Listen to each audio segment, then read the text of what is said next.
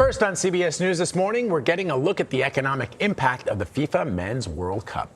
Bank of America just released its new report into transaction data. It shows credit card spending increased 5% more this year in the host cities. And non-locals contributed 17% more this year during the tournament than the same time last year.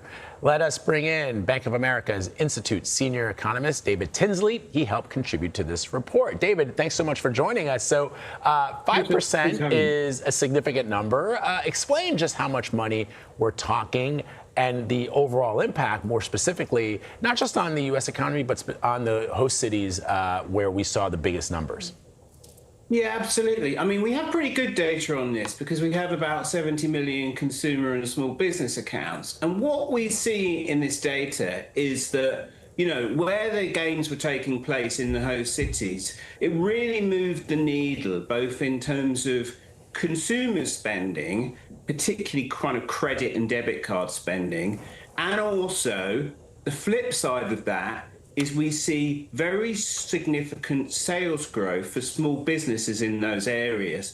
So to give you a perspective, the big impact was partly the fans living in those cities spending more, of course, but the big draw, big impact in the data is visiting fans coming in, traveling into the host cities to watch the games. There we see almost a 20% year-over-year rise in consumer spending in the host cities, really moving the needle, I think, for those venues.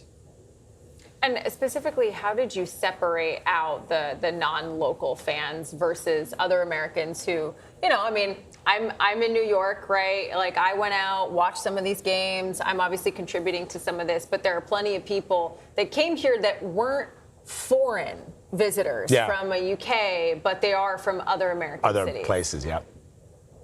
Yeah, well, we can see that in our data because when people make a transaction, you can see whether or not they're making it close to their home address, in essence. So you can look at, in the data, the spending of people making the transactions in the host cities versus people coming in. And like I say, the data shows growth in both, but it's somewhat skewed towards the visitors coming in, the American visitors coming in.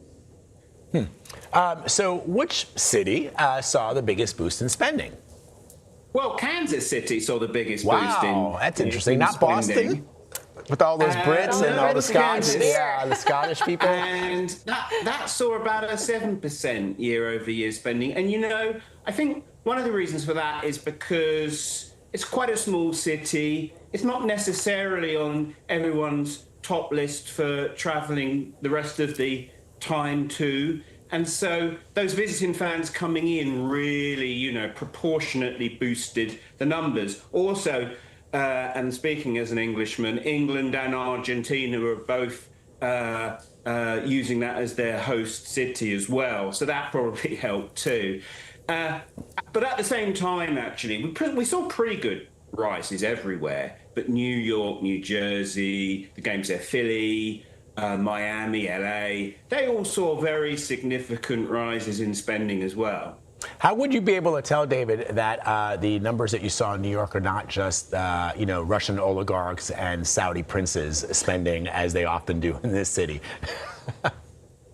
Well, we have published a cut of this data by where people sit in the income distribution. And actually, interestingly, what we found was that the biggest spending increases were at the lower income end. So I'm not necessarily saying those people were going into the stadiums and watching the games, but they may have been having, watch parties outside. They may have been watching in the bars, etc. So they really did make a difference. And then the other thing, maybe this isn't so surprising, Gen Z were really boosting the numbers more than the older gens. So the interest skewed a little bit younger.